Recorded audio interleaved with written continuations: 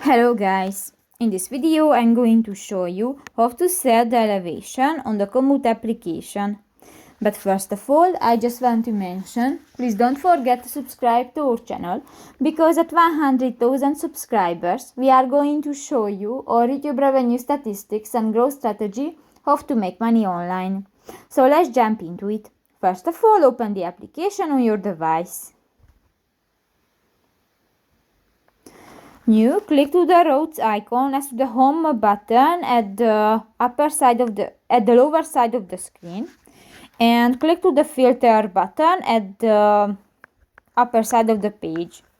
Go to the elevation section and just click to the circle, and you can edit the elevation meter distance, and done. So that's pretty much it for this video, guys. See you in the next one. Bye bye.